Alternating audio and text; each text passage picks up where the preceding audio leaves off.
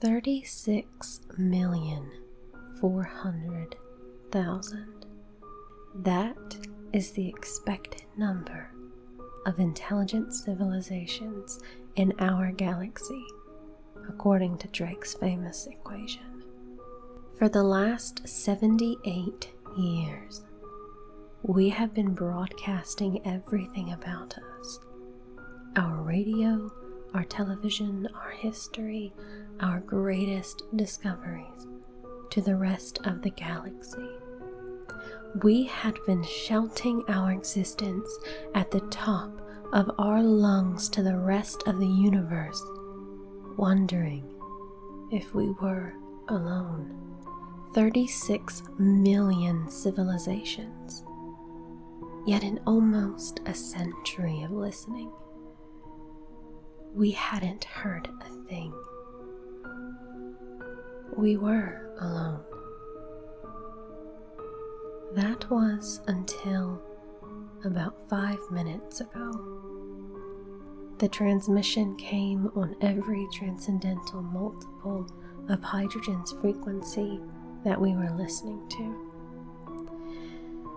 Transcendental harmonics, things like hydrogen's frequency times pi, don't appear in nature, so I knew it had to be artificial. The signal pulsed on and off very quickly with incredibly uniform amplitudes. My initial reaction was that this was some sort of binary transmission.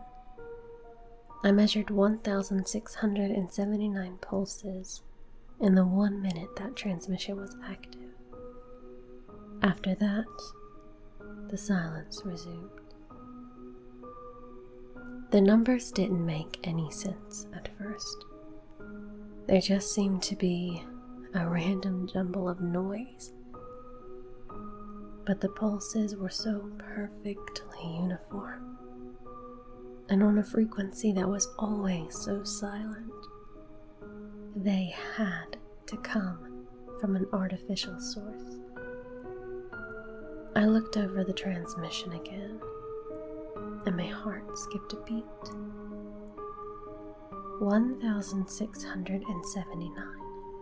That was the exact length of the Arecibo message sent out 40 years ago. I excitedly started arranging the bits in the original 73 by 23 rectangle. I didn't get more than halfway through before my hopes were confirmed.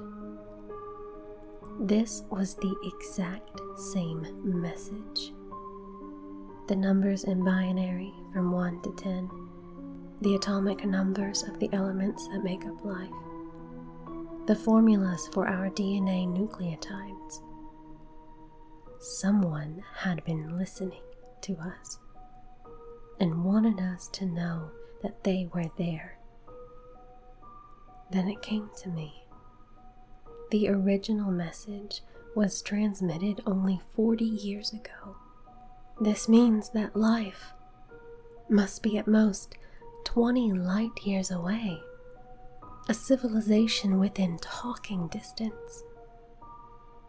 This would revolutionize every field I had ever worked in: astrophysics, astrobiology, The signal began beeping again. This time, it is slow, deliberate even.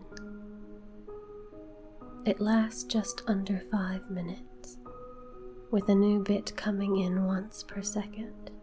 Though the computers are of course recording it, I start writing them down.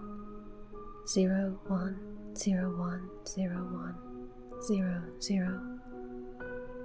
I knew immediately that this wasn't the same message as before. My mind races through the possibilities of what this could be.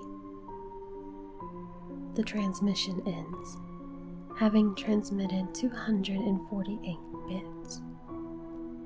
Surely this was too small to be a meaningful message. What great message to another civilization can you possibly send with only 248 and 48 bits of information. On a computer, the only files that small would be limited to text. Was it possible? Were they really sending a message to us in our own language? Come to think of it, it's not that far out of the question.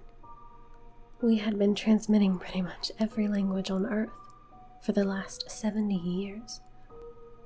I began to decipher with the first encoding scheme that I could think of.